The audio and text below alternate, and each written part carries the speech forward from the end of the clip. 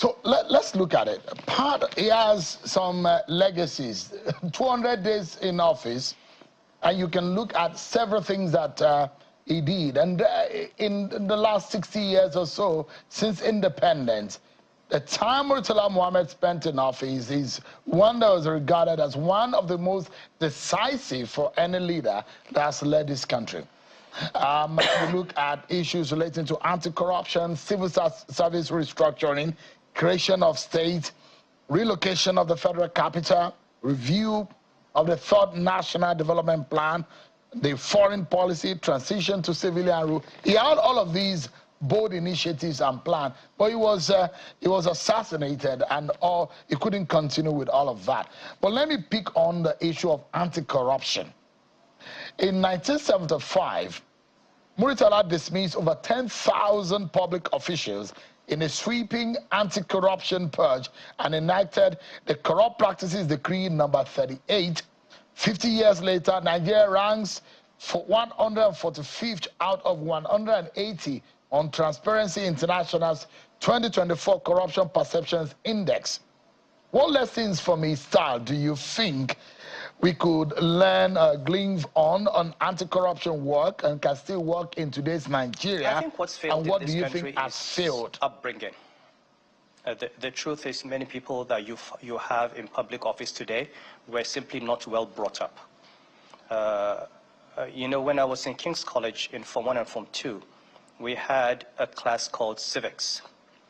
And civics was taught by the principal of King's College himself, RSG Agibukema.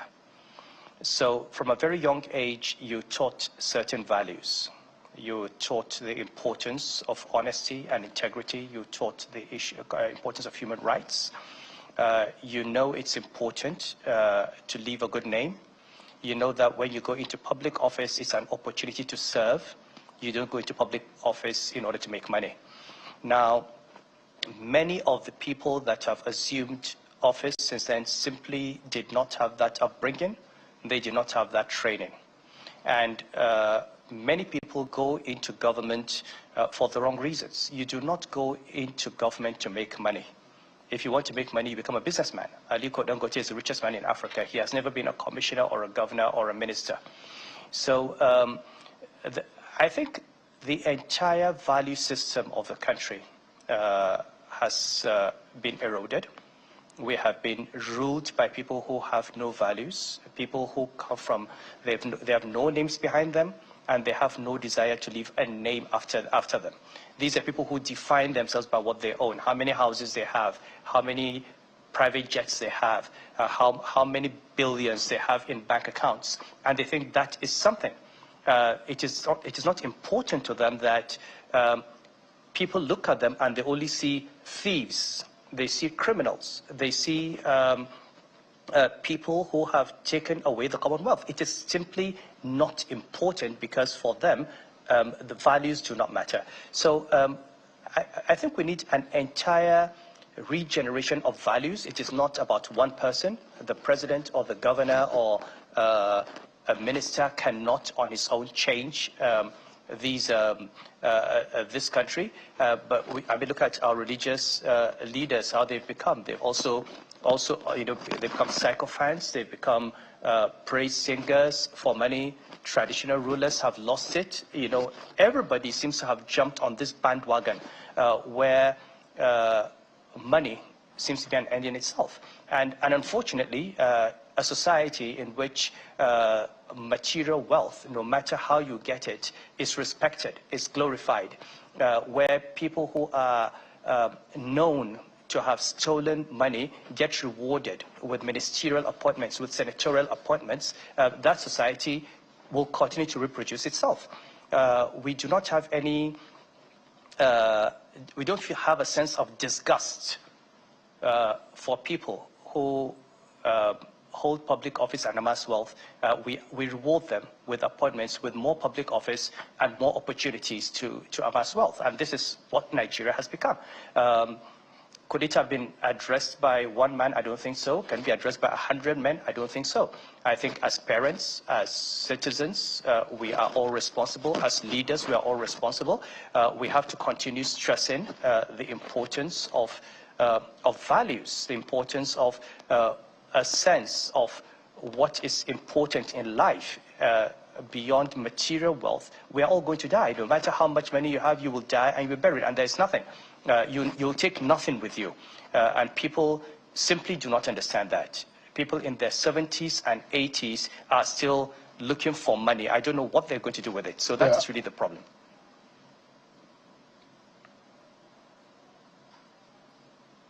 So you look at it, there are ways that other countries of the world, like China, and perhaps I'm personally not suggesting whether or not Nigeria should go in the way of China in fighting corruption.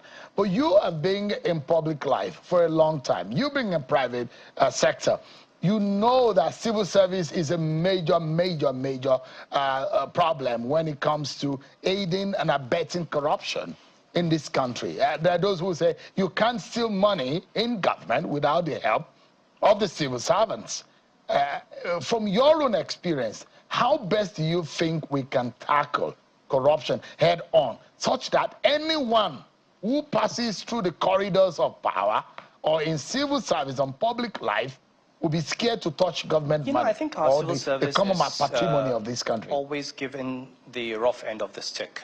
At the end of the day, when you have so emasculated the civil service and placed the civil service under political control, politicians destroy the civil service. My father was a federal permanent secretary. At the time he was permanent secretary, the permanent secretaries were more powerful than the ministers. They were the chief accounting officers, and they had complete independence. Okay, so I'll give an example, even with General Murtala Mohammed. You know, people talk about 10,000 civil servants being purged. Do you know that not a single civil servant in the Ministry of External Affairs was removed?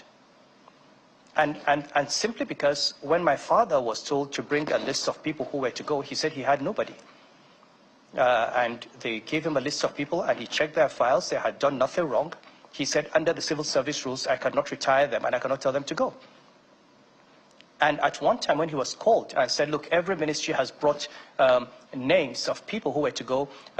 You also need to bring names. He said, if you force me to bring names, I'll be number one on that list. I mean, if you look at the biography of Ambassador Olushanu, it is there. My father simply said, nobody in my ministry has done anything wrong, and nobody will go. And nothing happened to him. Okay, civil servants, okay, had that protection.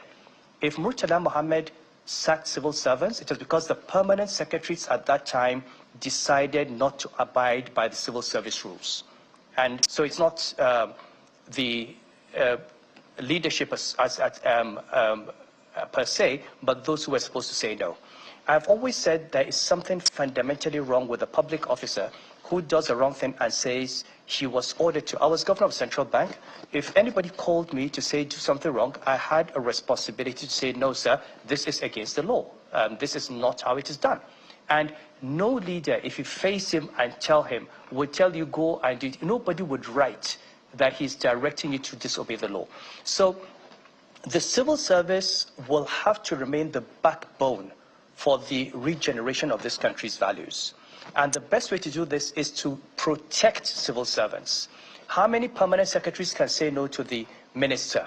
How many permanent secretaries can say no to the president without being fired, without being removed, without being persecuted? And therefore, people have come to believe that the only way they can keep their jobs is to watch. So if the political leadership sends a signal, and I've seen this, even at the central bank, I had staff, okay, the most wonderful, most intelligent staff in the country, as far as I'm concerned. Now, if you set a direction, they will do exactly what you want them to do, because they're not going to risk their jobs and their careers, okay, standing on principle when they know that they are not going to be protected by the system. Even if they were to be fired unjustly, it will take them decades to get justice, even in the courts. They don't trust the institutions. So we need to go back to strengthening the civil service, to supporting the civil service, to empowering civil servants, and teaching them that they can say no if they're asked to break a rule, and nothing will happen to them. Now, that is really the crux of the matter. His Royal Highness L'amido Sanusi II, the 14th Emir of Kano, has been speaking with us. Our closing moment. Let me take you to where you love to talk about and where you're passionate. And perhaps that's how we're going to anchor. And it's about the economy. We know that the man that we're talking about in focus, Murtala Muhammad, was he made some economic decisions. And you look at it, when Murtala Muhammad was in power in 1975, Nigeria's oil boom was rising. Population was about 60 million. And governance challenges were primarily civil service inefficiency. Today, we have over 200 million citizens at 33% inflation rate and deep poverty in our land. If you look at it critically and truthfully tonight, Your Royal Highness, where do you think we should go? What are the right steps to ensure that the people and the poorest of the poor are given some kind of succor and our economy can bounce back? What do you think we should be doing today? Well, I mean, look, I'm known to have spoken for a long time on the economy and to have warned over a decade ago that this is where we're headed. I don't think anyone who studied economics is surprised that Nigeria is where it is today. We spent decades pursuing policies that were destined to bankrupt the economy. We refused to listen. Every argument, every rational argument against the path that we're following was met with resistance. Those who controlled the narrative were the beneficiaries of this system of rent-seeking. And therefore, anyone who was seen as a threat to that system was a target. Okay, I have faced a lot of persecution for my views, so I'm not surprised as where we are. If you go back to Murtala Muhammad ideologically was a bourgeois nationalist. He was not socialist. He was not a communist. He was a bourgeois nationalist. To the extent that he pursued policies that did not really confront capitalism, but tried to ensure that the capital in the country was transferred to the hands of Nigerians. It was part of his anti-colonial struggle. So when you look at the indigenization decrees, when you look at opening up the economy to Nigerians, the idea was to create a Nigerian capitalist class that would take over from imperialism.